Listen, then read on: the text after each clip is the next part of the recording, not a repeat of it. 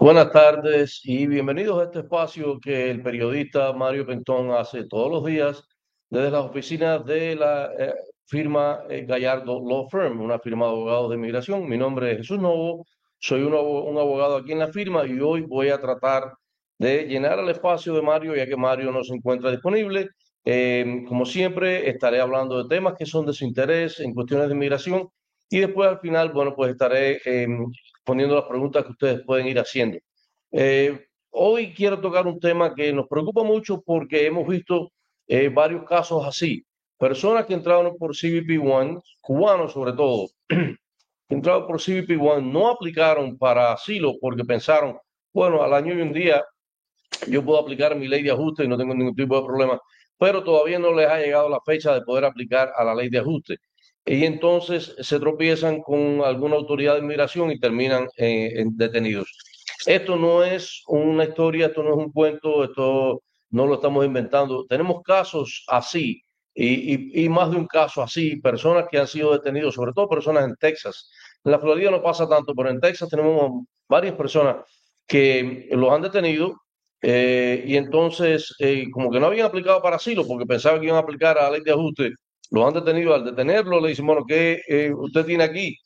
CBP-1, bueno, el CBP-1, ese parol ya fue revocado, ya no hay nada, usted no tiene nada, usted no tiene ni el parol ni el permiso de trabajo, usted no tiene un estatus, no aplicó para asilo, pues entonces ahora usted va a ser detenido y va a tener que enfrentar su caso de deportación en detención.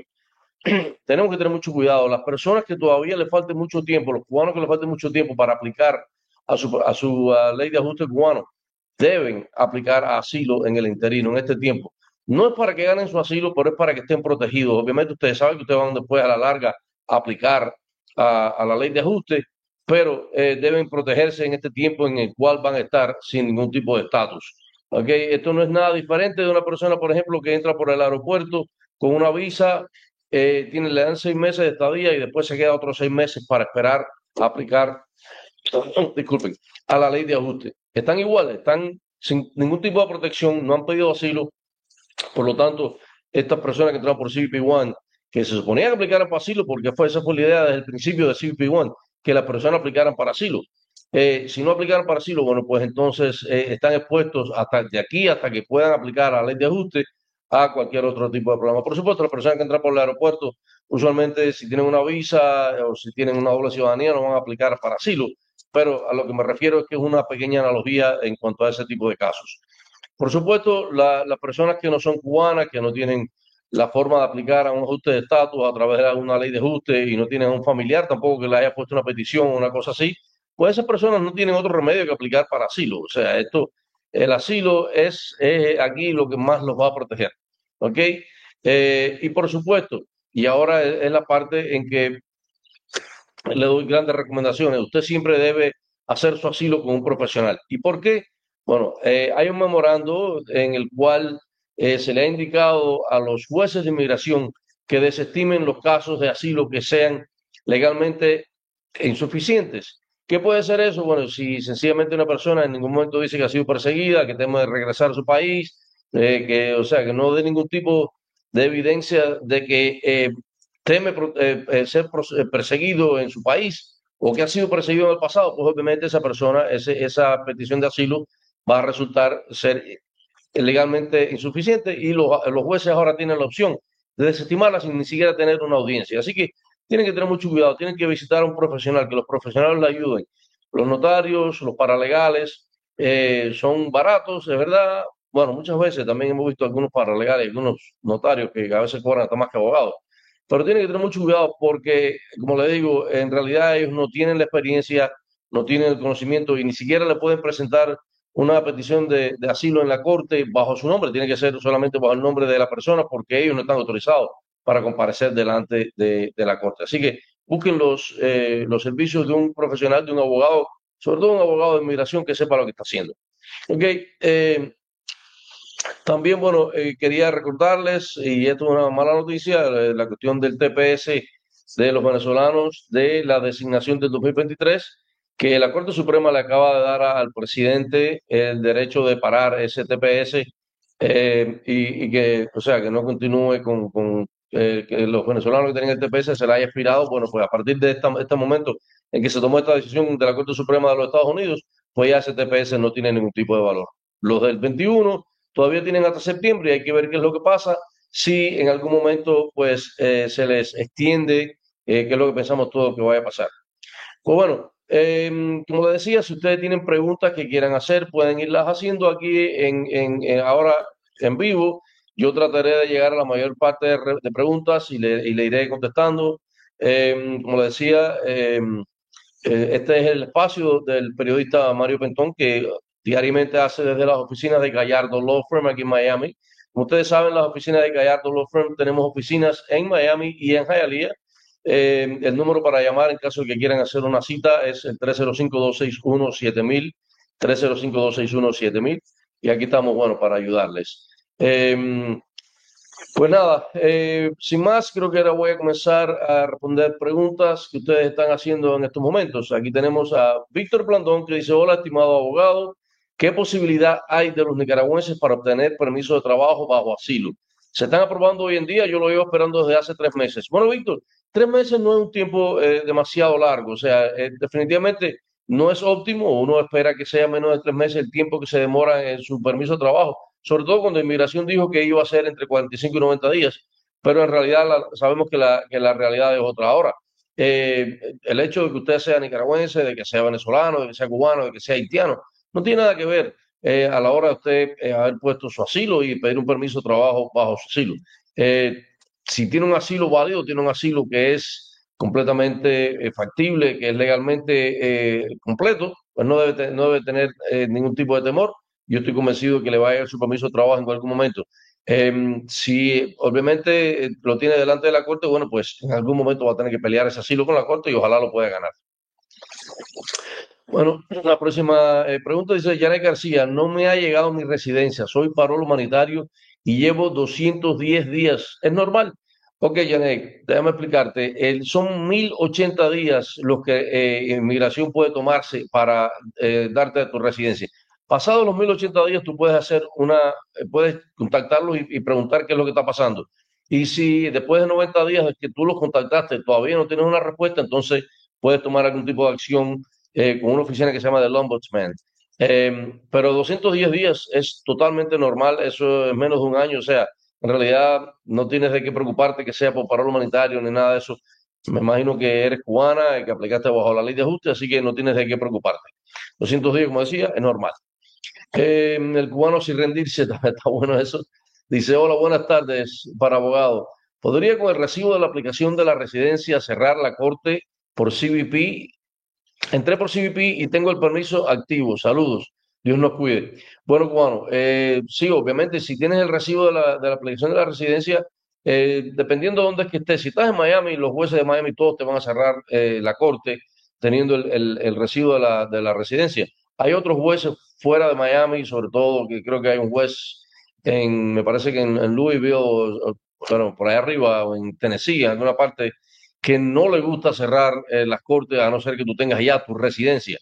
Eh, pero bueno, definitivamente si estás aquí o donde quiera que estés, vale la pena que hagas el intento de cerrar tu corte porque ya tú tienes un recibo, has pedido un tipo de beneficio con UCI, obviamente al haber entrado por CBP One, eres primera casilla, no importa que tengas corte abierta, UCI tiene jurisdicción sobre tu caso, así que no hay ningún tipo de problema con eso. Debes mandar a cerrar tu corte y seguramente te la van a cerrar. Así que nada, suerte. Diego Álvarez nos dice, yo que llegué hace 3 años por reunificación familiar, ¿tendré problema en ir a Cuba o cuando entre? Bueno, Diego, mira, si entraste por reunificación familiar, tú nunca has mostrado o has señalado que tienes problemas políticos en Cuba, no has dicho que has sido perseguido, no has dicho que temes que el gobierno tome represalias en contra tuya, no has dicho nada de esto, sencillamente es reunificación familiar, tenías un familiar aquí que te podía pedir, no sé cuál habrá sido, tu esposa, un hijo mayor de 21, tus padres, cualquiera que te haya pedido. Sencillamente eso es perfectamente legal. Le puede haber pasado no solo a un cubano, le puede pasar a un nicaragüense, a un argentino de cualquier parte, así que no debes tener ningún tipo de problema. Ahora, si en algún momento aplicaste asilo, si en algún momento mostraste, y de nuevo, no tiene que haber sido solamente de esta vez, puede que en algún otro momento hayas presentado un asilo, y esto lo hemos visto, personas que en el pasado presentaron un asilo, ya sea en el consulado americano, cuando había la oficina aquella que hacía asilos en La Habana, o si o si trataste de entrar por la frontera en algún momento y presentaste un asilo, y ahora entraste por unificación familiar, el hecho de que en algún momento presentaste un asilo definitivamente te va a traer problemas o te puede traer problemas si sales vas a Cuba y después tratas de entrar de nuevo a los Estados Unidos. Pero si tu petición es sencillamente una petición de reunificación familiar y entraste aquí solamente por ese tipo de trámite, no tienes de qué preocuparte, no hay ningún tipo de problema. ¿Ok? Bueno, Álida Díaz dice, buenas tardes, abogado. Mi hijo es CBP-1, cubano, asilo presentado en corte.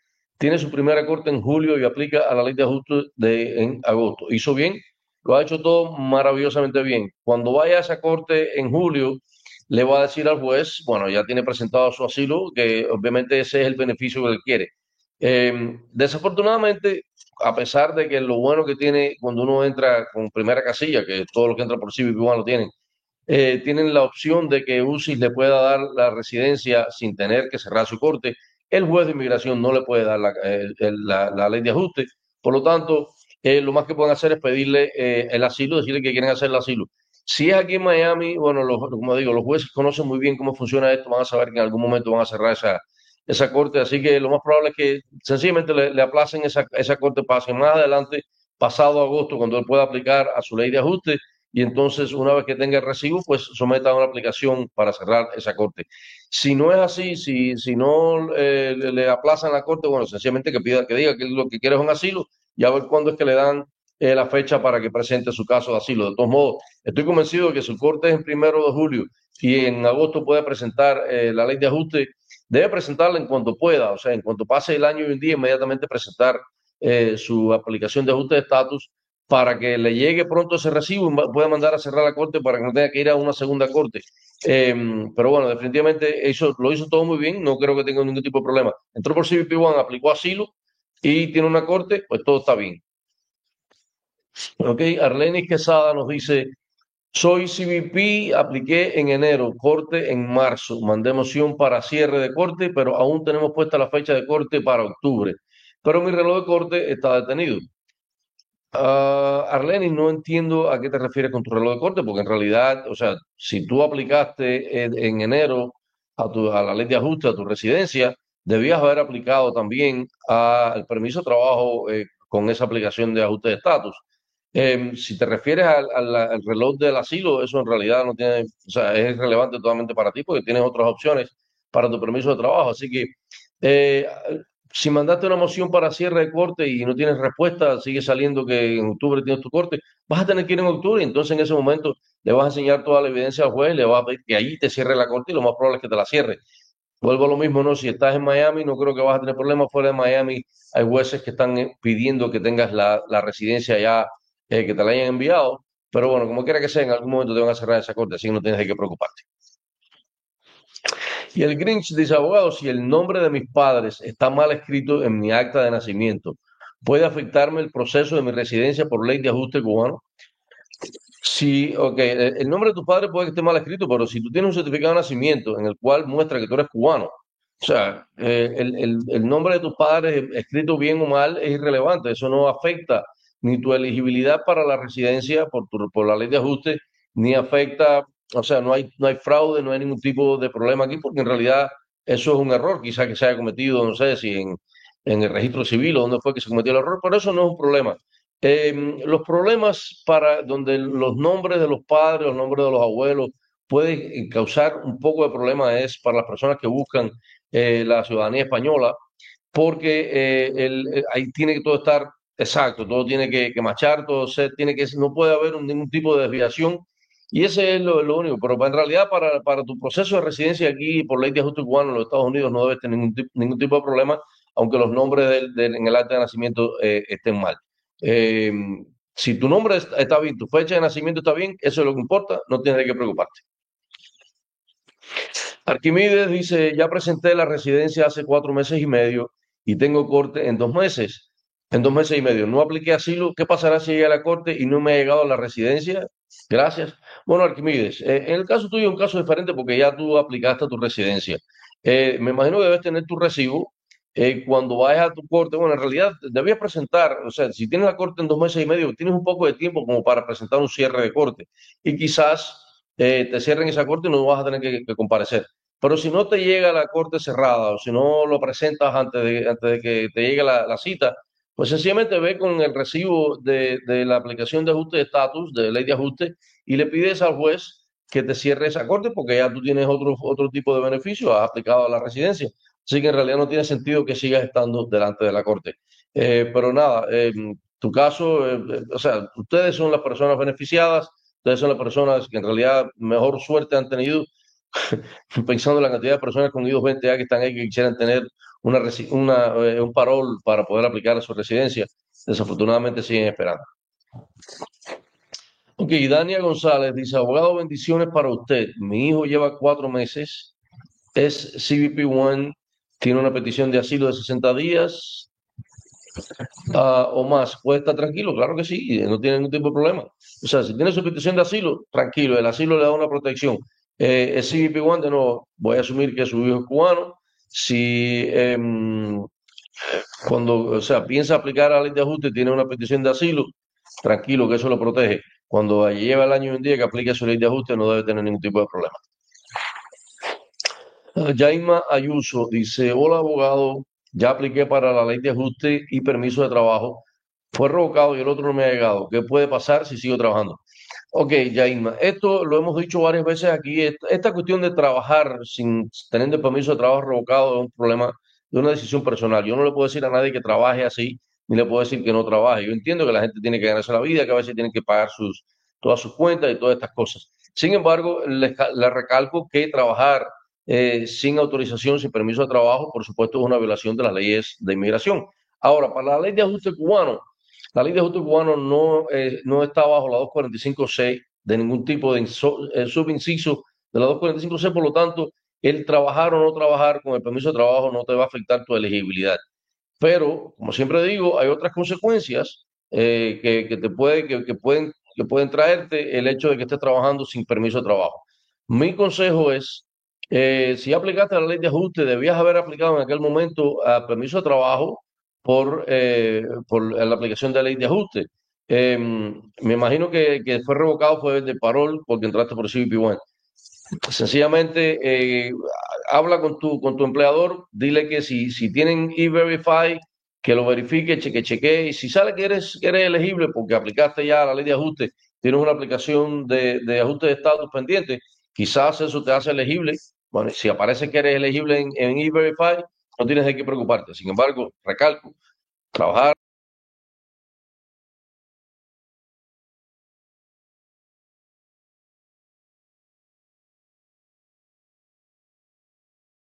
todos 12 de 5 en la cita me dieron I-220A con primera casilla, con corte cerrada administrativa y residencia puesta a 380 días. ¿Qué me aconseja? Muchas gracias. Bueno, nada, Yuna dice, mira, el 212 de 5 es un parol humanitario. Si cuando fuiste a tu cita te lo quitaron y te dieron una I-220A, eso no tiene ningún tipo de problema. Primero, es un disparate lo que hicieron porque, o sea, a la vez que te dieron una 212 de 5 que es un parol humanitario, no te pueden dar una I-220A que es un parol interino. Eso es un disparate que lo cometieron muchísimas veces, lo hicieron. Y ahora este caso que salió hace recientemente unos días, de Matter of Q. Lee, básicamente dice esto que habíamos dicho nosotros desde el principio. Si te dieron un parol humanitario, un 212 de 5 que es lo que es exactamente un parol humanitario, ¿cómo después te van a dar un parol interino? Esto es un disparate. Sin embargo, sabemos que lo hacían. ¿Por qué? Porque la mayoría de las veces no sabían lo que estaban haciendo los oficiales en ICE. Pero nada, en tu caso, tú aplicaste tu residencia 380 días, como le dije a una de las muchachas anteriormente, son 1080 días el tiempo razonable para una aplicación de ajuste de estatus, así que no tienes de qué preocuparte. ¿Qué te aconsejo? Nada, tranquila, te va a llegar a ti tu residencia en algún momento, si no te llega en 2 meses, te llegará en 6 o si no en 10, pero te va a llegar tu residencia en algún momento. Puedes estar convencida. El hecho de que te han dado una I-220 después que tenías tu 212 de 5 tu parol, no tiene nada que ver. Entraste por frontera, eh, de nuevo, se cometieron muchos errores a las personas que entraban por frontera. Eh, Muchos se han corregido, muchas personas le han dado la residencia, sobre todo aquellos que no tenían corte. UCI se ha dado cuenta de que cometieron errores y le han dado la residencia. Pero en el caso tuyo, tú tuviste un parol, así que no tienes de qué preocuparte, vas a tener tu residencia. Judy Lores dice, si yo cambio de renta aquí mismo en el estado donde estoy, tengo que cambiar la dirección de la corte. ¿Qué pasa con ese corte si actualizo la dirección? ¿La podrían adelantar o atrasar aún más? Bueno, Judy, si tu dirección va a mantenerse en la misma ciudad, vamos a suponer, tú vives en Miami y vas a mudarte de un lado para otro en Miami, la corte va a continuar en Miami. O sea, tú, en realidad, solamente cuando vayas a la corte que te van a preguntar cuál es tu cambio de dirección. Solamente tú mandas a pedir un cambio de corte, o sea, lo que se llama un change of venue, cuando tú te has mudado de una ciudad en la cual hay una corte, una jurisdicción de una corte hacia otra. Por ejemplo, si vivías en Orlando, que tenías tu corte en Orlando porque era la jurisdicción que te tocaba, y te has mudado ahora para Miami, la jurisdicción que te toca es Miami, por supuesto, ahí tienes que mandarle a decir a la corte que te cambie.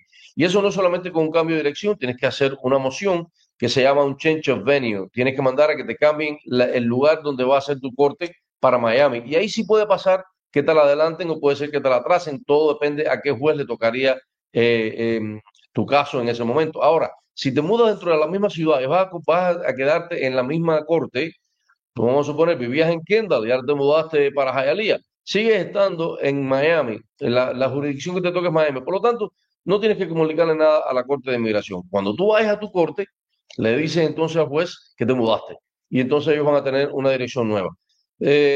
Si tú no tienes una notificación de corte, o sea, tienes que estar al tanto de cuándo es que vas a tener esa corte, ya sea buscando en el sistema o si tienes un abogado que te mantenga al tanto de cuándo es que va a ser tu corte, pero en realidad no tienes que mandar un cambio de dirección. Como digo, el cambio de dirección solamente lo tendrías que hacer si vas de una jurisdicción, bueno, no es en realidad una jurisdicción, porque la jurisdicción siempre es la misma de la Corte de Inmigración, donde quiera en todos los Estados Unidos. Pero si cambias de una avenida, vamos a ponerlo así, de donde hay una Corte de Inmigración a otra, pues entonces ahí sí tienes que comunicárselo y tienes que hacer un cambio, tienes que hacer una moción, porque todo lo que se presenta en las cortes se presenta a través de mociones, lo que se llama usualmente en nuestros países recursos legales. Tienes que presentar un recurso a la corte para que entonces tome una decisión y te cambien esa corte. Ok, Rosales nos dice, abogado, ¿se puede hacer cambio de estatus mamá de ciudadano americano con parol a expirar en un mes o acumulará presencia ilegal si se queda esperando dentro de los Estados Unidos, siendo de Nicaragua? Bueno, si tienen o sea, entraste con un parol y tu hijo es ciudadano americano mayor de 21 años, él te puede poner una petición tranquilamente. Esa presencia ilegal tuya se perdona automáticamente. Los familiares inmediatos de ciudadanos americanos se les perdona la presencia ilegal. Lo que no puede pasar es que tú hayas entrado con un I-220A o que hayas entrado por la frontera y no tengas un estatus, no tengas una inspección, no te han dado un parol. Obviamente ahí sí no puedes hacerlo y tendrías que hacer otro tipo de proceso. Pero si te dieron un parol, no tienes ningún tipo de problema. Puedes aplicar al ajuste de estatus a través de la petición de tu hijo. Tu hijo tiene que ponerte de nuevo, y tu hijo tiene que tener mayor de 21 años. O sea, si es menos de 21 años, todavía no puede ponerte una petición. Pero te podría poner una petición, una I-130, y junto con esa I-130 pones tu I-485, que es la aplicación de ajuste de estatus. Así que no tienes ningún tipo de problema. Te aconsejo que busques un abogado. Estas cosas tienden a ser un poco complicadas, así que, pero se resuelven. O sea, no debes tener problemas. Pero sí busca los servicios de un abogado. Alex Delgado nos dice, buenas abogado, ¿cree que el parol humanitario que le falta un mes para aplicar a ajuste cubano debe presentarse a asilo o esperar de forma tranquila?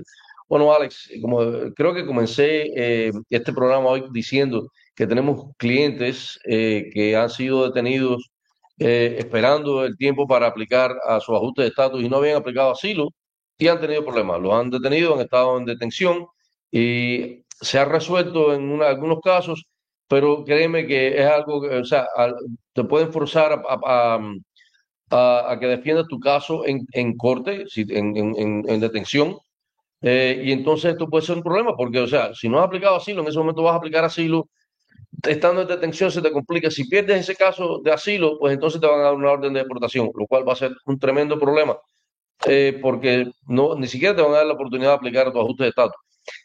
Definitivamente es un mes. Yo sé que tú piensas que un mes lo pasa donde quiera. Debes aplicar a tu asilo, debes aplicar, mandar tu asilo para que para que estés protegido y no corras ningún tipo de peligro, porque de lo contrario, tú no sabes lo que puede pasar. En un mes, no, en un día puede pasar cualquier cosa, en una semana.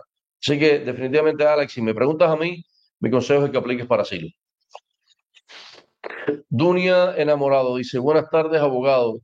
Y si entré por parol y se me venció todo, apliqué ley de ajuste cubano, tengo el papel que apliqué residencia en octubre, ¿puedo renovar mi licencia? ¿Cómo? Bueno, si aplicaste en octubre, me imagino que aplicaste el permiso de trabajo también en octubre, a través de esa petición de ajuste de estatus. Si te llegó tu permiso de trabajo, con ese permiso de trabajo puedes renovar tu licencia. Usualmente te van a dar tu licencia por el tiempo que te han dado el permiso de trabajo. Así que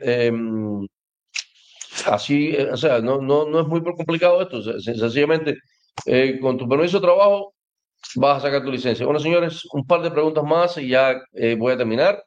Vamos a ver, por aquí tenemos a Melissa que dice, hola, yo entré por CBP One y me pusieron en los papeles fecha de corte.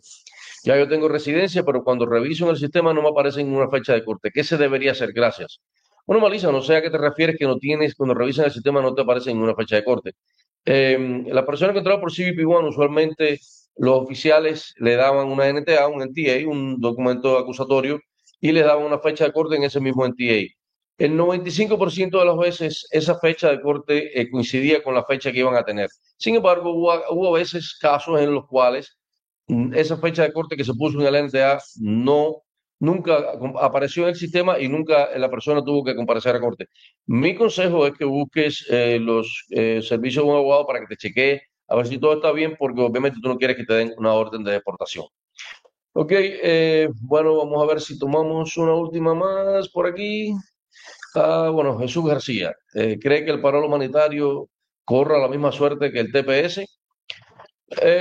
Bueno, eso no lo sabe nadie, Jesús. Es un poco diferente porque en realidad el TPS sencillamente lo que se le permitió al gobierno de esta administración decir que, bueno, ustedes tienen la opción de dar o no dar ese TPS y ustedes han decidido que no se lo van a dar, pues entonces lo pueden hacer. Básicamente, o sea, estoy resumiendo, ¿no?